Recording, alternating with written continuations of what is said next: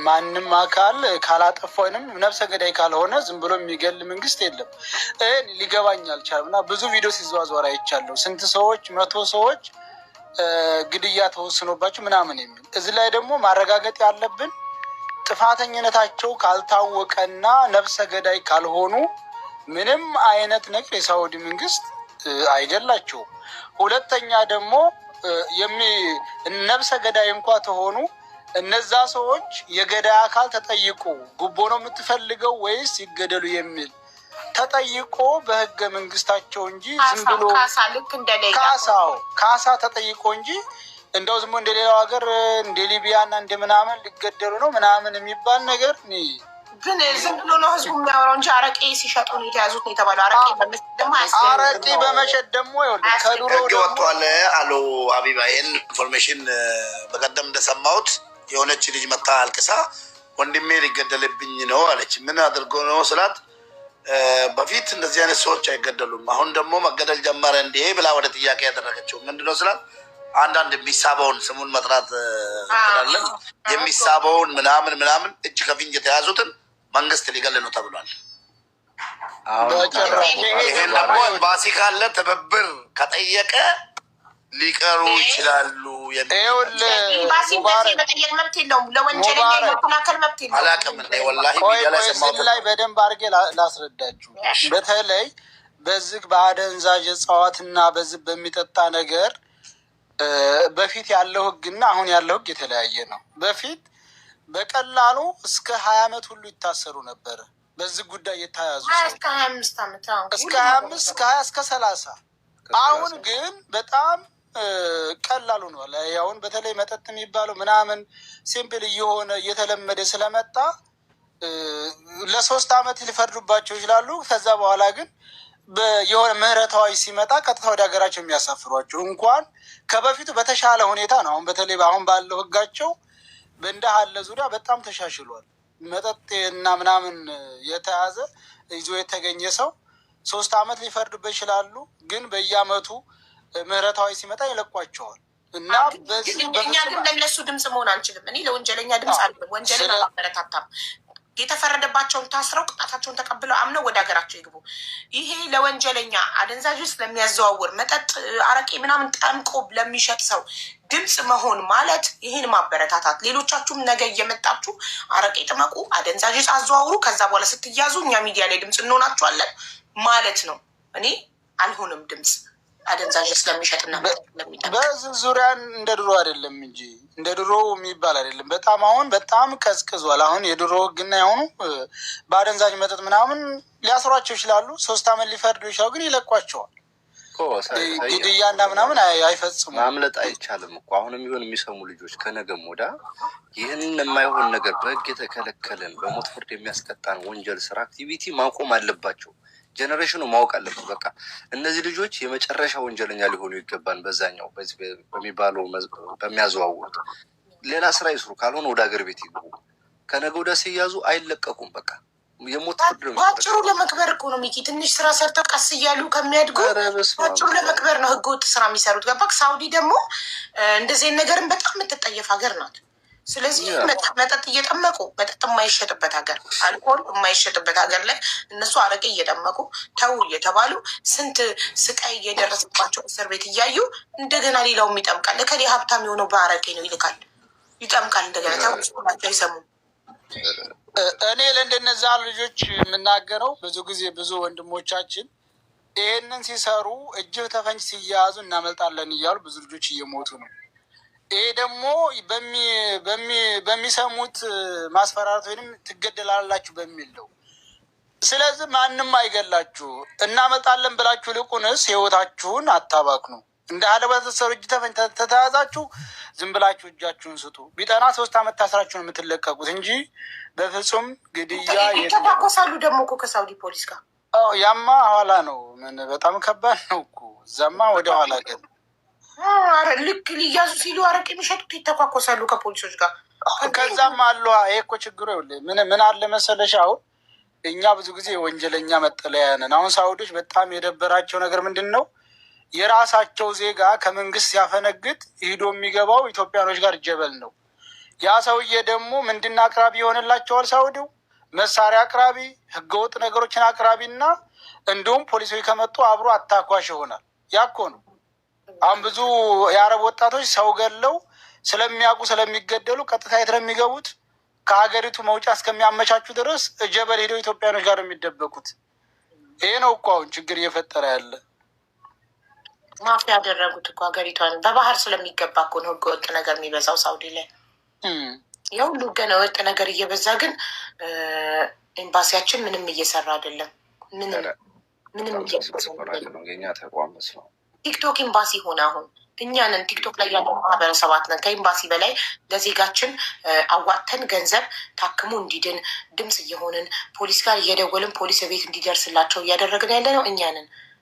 ለስንት እህቶቻችን ሳውዲ ላይ እኔ ፖሊስ ጋር እንዲደውሉ አድርጌ እኔም ደውዬ ፖሊስ ደርሶ ያወጣቸው ስንት ሴቶች አሉ። ከማስረጃ ጋር ቪዲዮ ይሰራውላቸው። ልደፈር ነው ድረሽልን ብለው እየተደበደብን ነው፣ ምግብ ተከልክለን 4 ቀን ቤት ተዘግቶብናል እያሉ ቢሮ ወስዶ ያስረባቸዋል፣ ያግታቸዋል። በሳውዲ ደግሞ ያልተለመደው የእኛ ማህበረሰብ ወደ ፖሊስ መደወል አልለመዱም። ይሄ ደግሞ አንደኛው ምክንያት ራሳቸውም ህገወጥ ሆነው ስለሚኖሩ ሳውዲ ላይ ሊገደሉ ወልዳ መውደቂያ ስታጣ ቲክቶክ ላይ እየመጣች ነው የሚለመንላት። ቲክቶክ ላይ ነው የምንለምነው እና ትኬት እየቆረጥን ወደ ሀገር ቤት ምንሸኛቸው እኛንን። የኤምባሲን ስራ እየሰራን ያለ ነው ከህዝቡ እየለመንን። በኮሚኒቲ ስም የሚሰበስቡትን ብር ማን ነው የሚበላው? ራሳቸው ስልክ ካላነሱ ስንደውል ስልክ ካላነሱ። አሁን በሌላ ጉዳይ መጡ። ሰው ቪዲዮ ሰራው፣ ቪዲዮ ሰራው። በነጋታው ሰው ላኩ ከኤምባሲ ላኩና እዚህ ላይቭ ላይ ከረመዳን በኋላ ልክ ኢድ እንዳለፈ ትፈታለች አሉ። ኦኬ ብለን ጠበቅን። ያው አሁን ኢድ ካለፈ ራሱ ስንት ጊዜው ስልክ ማንሳት አቆሙ። ምንም በቃ ማን ልብ ልብ እንደሰጣቸው አላውቅም። ስልክ አያነሱም። የተጎዳ ሰው ቁስል ደም እየላክንላቸው እያዩ አይመልሱም። ችግር ላይ ላለ ሰው አይደርሱም። ሰው ከሞተ በኋላ ብቻ አስክሬን ለመሸኘት ጎበዝ ናቸው። አስክሬን መሸኘት ይወዳሉ። ለአስክሬን ብቻ በቃ እነሱ የሚተባበሩት ኢትዮጵያ ሳውዲ ውስጥ ያለ ኢትዮጵያዊ እየሞተ አስክሬን መሸኘት ብቻ ለእነሱ የተቀጠሩት አስክሬን ለመሸኛ ደብዳቤ መጻፍ ብቻ ነው ስራቸው። ሰው ሲሞት ብቻ ነው የሚተባበሩት የአስክሬን ደብዳቤ ለመጻፍ። ሰው በህይወት እያለ ድረሱላቸው አይደርሱም። እሱንም አይሸኙም። ብሩማ እኮ በህዝብ ብር ነው እኮ ህዝብ ለምን ወቅት ለምን እኮ አስክሬንም የሚሸኘው ግን ለኮሚኒቲ አዋጡ ይባላል። ሁላችሁንም ሰላም ብያለሁ። ሀውዬ በጣም ነው የሚገርመው። የሚገርምሽ አሁን የመላይ አንድ ወንድማችን ሙቶ እሱን ለመላክ እንኳ ራሱ በቃ ባለ ጉዳይ ነው ብለሽ ስትደውይ ጉዳዩን የሚወስነው 3ኛ 4ኛ ወገን ነው ከጀርባ አታውቂውም። ገብቶሻል አይደለ? እና ሳውዲ ላይ እኔ ኤምባሲው ምን እንደሚሰራ ራሱ ቅጡ ነው የሚጠፋሽው። የኢትዮጵያ ኤምባሲ በተለያየ ሀገር የተከፈተው ዜጎች በስደት ሆነው የሚደርስባቸውን ችግር ከፓስፖርት ማሳደስ ጀምሮ መብታቸው ተገፍቶ ወይም የተለያየ ነገር ደርሶባቸው አቤቱታ የሚያቀርቡበት ችግራቸው የሚፈታበት ማለት ነው። ሲሞቱ ለመላክም እኮ ቲክታክ ላይ ነው እኮ ገንዘብ የሚሰበሰበው። ያን ገንዘብ ለመብላት ነው በአጭር አማርኛ።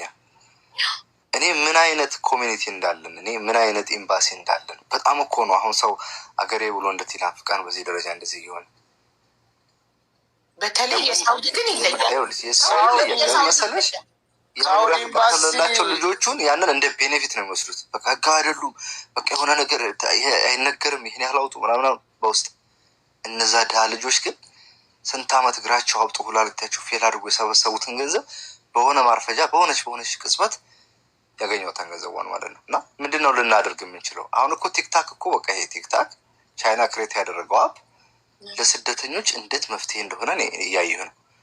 ሰው ይሰበሰብበታል፣ ይረዳበታል፣ በቃ ምን ሰው ይፈልግበታል፣ የጠፋ ሰው ይፋለጋል። እኔ ምን ሆነው ነው ወይ እኛ ጋር ይምጡና እዚህ ቲክታክ ላይ ችግራቸውን ተናግረው እኛ ጋር ይስሩ፣ እናግዛቸው። እንደ ቢሮውን ባይቀመጡበት ምንም ካልሰሩበት ምንድነው የሚሰሩበት? እኔ ሳውዲ ይለያል፣ የሳውዲ ይለያል። እኔ አንደኛ ተባባሪ የሚተባበሩ በጣም ጥሩ ኤምባሲ ባህሬን፣ ቤይሩት፣ ካታር። እኔ በጣም ብዙ ልጆች ችግር ላይ የሆኑ ባህሬን ኤምባሲ በጣም ብዙ ጊዜ ያግዘውኛል። ይሄ ቤይሩት ኤምባሲ፣ እዚህ ካታር ኤምባሲ በጣም በጣም ይተባበራሉ። ማነሽ ምንድነሽ አይሉም። ዜጋ ችግር ላይ ነው ካልካቸው ይተባበራሉ። እነዚህ ሳውዲ ግን ቤተሰብ ይምጣ ደብዳቤ ይጻፍ ሙዝዝ ጥብርር ብለው ማለት ነው። ሰው አደጋ ላይ ነው እያልክ አንተ እየተጨንቀህ ድምፃ እየተንቀጠቀጠ ደውለ እየነገርካቸው ዘይዶን ኬር እነሱ ልባቸው ብጥ ያለ። ሳውዲ ኤምባሲ አንድ ከታዘብኩት ነገር ብቻ ይሄ ነገር አለ የለም የሚለውን ባላውቅም ብዙ እኛ የምናውቃቸው ግለሰቦች ውጭ ታክሲ ሲሰሩ የነበሩ በስም ዝርዝር የምናውቃቸው ኤምባሲ ውስጥ ገብተው እዛው ውስጥ ተገልጋዩን የሆነ 50-30 እየተቀበሉ እዛው ለዛው የሚያስጨርሱ ግለሰቦች አየውና እንደ ይሄ ነገር አለው ይበሌለው እነዚህ እንደው ከሌ ብዬ የምቆጥራቸው በዘር ተደራጅተው እዛ ውስጥ ገብተው ከውጭ የሚመጣውን አካል በሰልፍ ጭምር እያስቀደሙ ግማሹን በ50-30 ብር። እነዚህ እንግዲህ የመንግስት እውቅና የላቸውም። ሪያድ በራሳቸው የሚኖሩ ዝም ብለው ታክሲ ሲሰሩ የነበሩ ግለሰቦች ናቸው። እነዚህን ሰዎች በምን ነው ሀገር ኤምባሲ ገብተው እንዲህ አይነት በህዝብ ላይ ችርቸራ የሚያደርጉት? በጣም ስለታዘብኳቸው እኮ ነው። መንፏና ጉቤራ እያሉ ታክሲ የሚሰሩ ሰዎች እዛ ገብተው የመንግስት የኤምባሲ የስራ ፍቃድ የላቸው ምንም የላቸው፣ ግን እዛ ውስጥ ገብተው በሰልፍ የከፈለውን ያስቀድማሉ፣ የከፈለውን ወደ ቶሎ ያስጨርሳሉ ምናምን። በጣም እኔ አይቻለሁ። የዛሬን ዓመት ይሄ ነገር አለ። ኤምባሲውስ ይሄን ያውቀዋል በትክክል እንደዚህ የሚያደርጉትን? በእርግጥም ያውቃቸዋል። የትኛው ሀገር ኤምባሲ ነው ምንም የኤምባሲ ፍቃድ የሌለው ሰው እዛ ውስጥ ገብቶ ለመገልገል የሄደውን ዜጋውን በሰልፍ እያቀዳደመ ገንዘብ የሚቀበለው? በየትኛው ሀገር ነው? በጣም ነውረኛ ስራ ነው የሚሰራው። ስላየን ነው። ከነስማቸው እናውቃቸዋል እነማን እንደነበሩ። ብዙ ማፊያዎች ናቸው። ከነስማቸው ከነ አካባቢያቸው የምናውቃቸው ግለሰቦች ዛሬ ፈላጭ ቆራጭ ሆነው መንግስት የኤምባሲ የስራ እውቅና ሳይኖራቸው እዛ ውስጥ ገብተው ህዝቡን እንዳውም እነሱ ናቸው የህዝቡን ድምፅ የሚዘጉት ብዬ አስባለሁ። ይሄ ነገር መቀረፍ አለበት። የሪያድ ኤምባሲ ራሱን ሊፈትሽ ይገባል። በደንብ እኮ እኛ ድምፅ ስንሆን ነው። እኛ ለውጭ ጉዳይ ድምጻችን እንዲሰማ ቪዲዮ ስንሰራ፣ ፔቲሽን ስናሰባስብ፣ ኢሜይል ስንልክ ለውጭ ጉዳይ አይደል የቀጠራቸው አለቃቸው። ስለዚህ ምንም እየረዱን አይደለም። ለምንድን ነው የተከፈተው ኤምባሲው? ምንም ዜጋን የማያገለግል ከሆነ ስለዚህ ተባብረን ሁላችን ሰርተን ሁሉም ሰው መፖሰት በቃ ማለት አንድ ነገር የሆነ ነገር ጮኸ ሲበዛ ይስተካከላል። እንግዲላቸው የሆነ ቪዲዮ እንስራና ሁሉም ሰው ይፖስተው፣ ከዛ በኋላ ራሳቸውን ይመልከተው። ካልሆነ እዛ በኋላ ደግሞ ሲሪየስሊ ነገር ቪዲዮ ሰራለሁ ለውጭ ጉዳይ አድርገኝ ባካችሁ ብዬ። በጣም ብዙ ዜጋ እየመጣ እዚህ እያለቀሰ እኛ ኮንታክት እያደረግናቸው እየመለሱልን አይደለም። ዜጋው በውስጥ የሚመጣው ሜሴጅ ብታይ ለሀቡ ለመማር አድርሱልን፣ ለነሳሪ አድርሱልን። ተሳቀኩ ይበቃ። በጣም በዛ በጣም ሁለተኛ